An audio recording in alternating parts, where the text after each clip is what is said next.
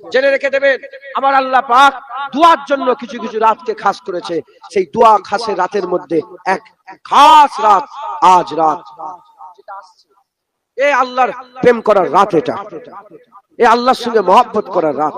জেনে রেখে দেবেন স্বামী স্ত্রী যখন মহব্বত আছে কিন্তু এক একটা রাত আছে যেদিন বিয়ে শাদী হয়েছিল সেই রাত, সেই বলে আজ জানো আজ আজকে নওজুবিল্লাহ, উদাহরণ তো মেলে না, আমি দিচ্ছি হালাল সম্পর্ক, হালাল জিনিস উদাহরণ দিতে অসুবিধা আছে, কিন্তু মিলালে কাফের হয়ে যাবে।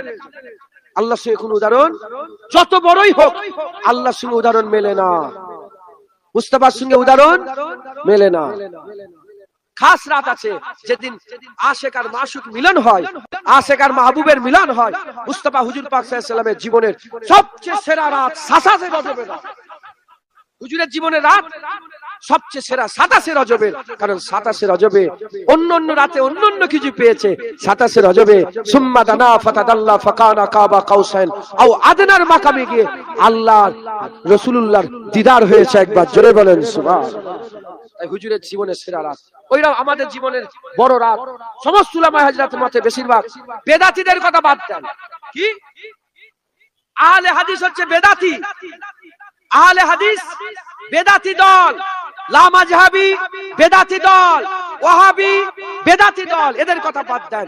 আহলে সুন্নাতুল জামাতের আলেমদের মত অনুযায়ী লাইলাতুল কদরের পরে সবচেয়ে বড় রাত নিসফে শাবান, লাইলাতুল বারাতের রাত, একবার জোরে বলেন সুবহানাল্লাহ। যেটা আমাদের মাথার উপরে আসবে আর কয়েক ঘন্টা পরে, যখন যখন সূর্য ডুবে,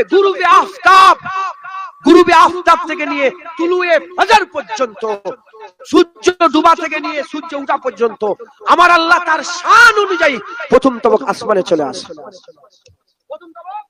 আসমানে তার রহমত বরকত তিনি তিনার শান অনুযায়ী কিভাবে আসে ও জ্ঞান আমার নেই, আপনাকে বলে বোঝাতে পারবো না। আল্লাহ তার শান অনুযায়ী প্রথম তবে আসমানে চলে আসে আর এসে ডাকে, চিৎকার করে বলে, কে আছো গুনাহগার, আমার কাছে আসো, তোমার গুনাহ মাফ করে দেবো। কে আছো আওলাদ চাও, আমাকে বলো, তোমাকে আমি আওলাদ দিয়ে দেবো। কে আছো আমার কাছে মহব্বত চাও, আমাকে বলো, আমি তোমাকে আশিক বানিয়ে দেবো। কে আছো আমার কাছে চাও জান্নাত, আমি জান্নাত দিয়ে দেবো। কে আছো আমার কাছে চাও জাহান্নাম থেকে বাঁচার জন্য, আমি তোমাদের জাহান্নাম থেকে বাঁচিয়ে দেবো। কে আছো আমার কাছে। হুজুর বলছেন বানিকাল, হুজুরের জামানাতে সবচেয়ে বেশি ছাগল তাদের ছিল। হুজুর বলেন ওই যে ছাগলের পাল ছিল, সেই ছাগলের পাল নয়, সেই ছাগলের গায়ে যত পশম ছিল, হুজুর পাক বলছেন যত পশম আছে একটা দুটো করে যদি কেউ গুনে যত সংখ্যায় দাঁড়াবে, এই রাত্রে তার থেকে বেশি মানুষকে জাহান্নাম থেকে আল্লাহ বাঁচিয়ে জান্নাত করে দেয়। আজ রাত ভাগ্য পরিবর্তনের রাত, আজ রাত কপাল পরিবর্তন হওয়ার রাত। আমার আল্লাহ আজ সালানা বাজেট পেশ করে। একটা তাকদীর আমাদের জন্মের আগে আল্লাহ লিখে দিয়েছে, আর একটা তাকদীর আজ আল্লাহ লিখে এক বছরের, এই নিসফ শাবান থেকে ওই নিসফ শাবান পর্যন্ত এক বছরের তাকদীর আল্লাহ লিখে। আল্লাহ কারো মত লিখে দেয়, হায়াত আর মত ফাইসাল্লাহ হয়, ঠিক হয়। হুজুর বলছেন কেউ কেউ ওই রাত্রে বেলায় নাফরমানি করে, কিন্তু আল্লাহ তার মত। অতএব এই রাত হুজুর বলছেন তোমরা শাবানের রাত জেগে ইবাদত করো আর দিনের বেলায় রোজা রাখো। তাই আমাদের এই রাতকে অবহেলা করে কাটালে হবে না। একটু কুরআন শরীফ আজকে তেলাওয়াত করব, বলেন ইনশাআল্লাহ। যদি পারেন 3 বার সূরা ইয়াসিন পড়ার চেষ্টা করবেন, আমিও চেষ্টা করব ইনশাআল্লাহ। হ্যাঁ, তারপরে একটু লা ইলাহা ইল্লা আনতা সুবহানাকা ইন্নী কুনতু মিনাজ জালিমিন দোয়া ইউনূসটা পড়ার চেষ্টা করবেন 100 বার, 1000 বার চেষ্টা করবেন। আমি বলছি মানে আমাকেও করতে হবে, কথা ঠিক না বলবো? আমি বলছি চেষ্টা করবেন, করতে হুকুম দিচ্ছি না, চেষ্টা করতে বলছি।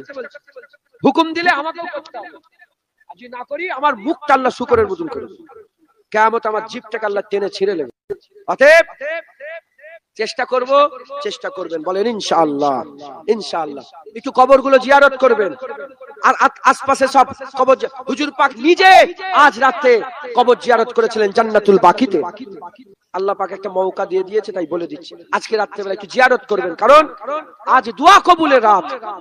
বলেন বাপ মা আত্মীয়স্বজন ভাই বিরাদার কেমন ভাবে গেছে আপনারা জানেন না? জানেন না? জানেন না? জানেন না? তাদের লেগে দোয়ার দরকার আছে না নাই? দোয়া চাইবেন। খবরদার আজ বোম বাজাবেন না, হারাম।